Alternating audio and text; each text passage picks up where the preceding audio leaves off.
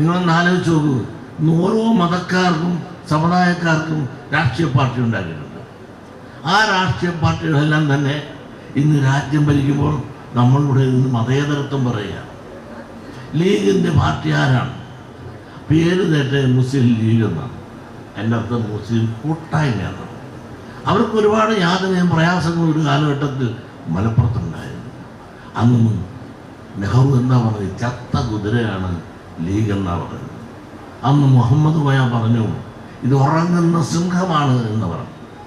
കാലം കഴിഞ്ഞപ്പോൾ ആ ചത്ത കുതിര ഇന്ന് പടക്കുതിരയായി 22 or 20 MLA ആയിട്ട് വരുമ്പോൾ അവരുടെ മുകളിൽ കയറിയിരുന്ന് മാത്രം ഭരിക്കാൻ കോൺഗ്രസ് സാധിക്കുന്ന ഒരവസ്ഥാവിശേഷം ഉണ്ടായി എങ്കിൽ എന്ന കാരണം അവരുടെ കൂട്ടായ്മയാണ്.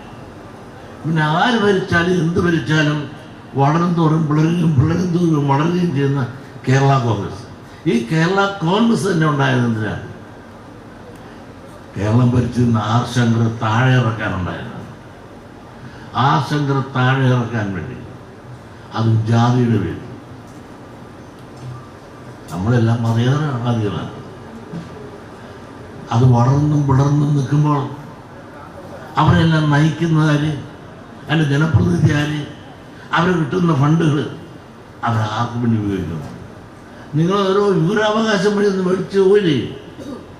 നിങ്ങൾ MLA ആർക്കാണ് പണം കൊടുത്തത്, MP ആർക്കാണ് കൊടുത്തത്, അങ്ങനെ മറ്റുള്ള പ്രദേശങ്ങളിലുള്ള നമ്മൾ ആർക്കാണ് കൊടുത്തത്? നമ്മുടെ ആളുന്നുണ്ടെങ്കിൽ അവർക്കേ കൊടുക്കുള്ളൂ. കാരണം ഭയമാണ്, അവരുടെ വോട്ട് കിട്ടണം. അവർ നമുക്ക് കിട്ടിയില്ലെങ്കിൽ അവർക്ക് കൊടുക്കുക, അവരുടെ സിമ്പതി മേടിക്കുക.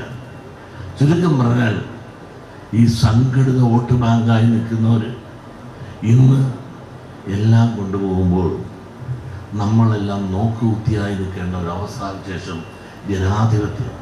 ഇന്ന് ജനാധിപത്യമല്ല, ഇന്ന് മതാധിപത്യത്തിലേക്ക് പോയിക്കൊണ്ടിരിക്കുന്നു. മതാധിപത്യത്തെ ഹൈജാക്ക് ചെയ്തു. അപ്പം ഹൈജാക്ക് ചെയ്തപ്പോൾ തകർന്ന ആരാണ്? ഇവിടുത്തെ പിന്നോക്കക്കാരനും പട്ടികജാതിക്കാരനും അവന് അർഹതപ്പെട്ട പങ്കാളിത്തമോ പ്രയോജനമോ സാമ്പത്തിക നീതി കിട്ടുന്നുണ്ടോ? എല്ലാവരും വായെടുത്ത 4 വട്ടം സാമൂഹ്യ നീതി, മതേതരത്വം എന്നൊക്കെ 3-4 വാക്കുകൾ, സുന്ദര വാക്കുകൾ പറയാറുണ്ട്.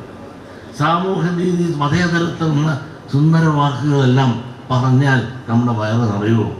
ഈ പറയുന്നവരാരും സാമൂഹ്യ നീതി എന്ന് പറഞ്ഞ മതേതരത്വം എന്ന് പറയുന്നത് ചെയ്യുമോ?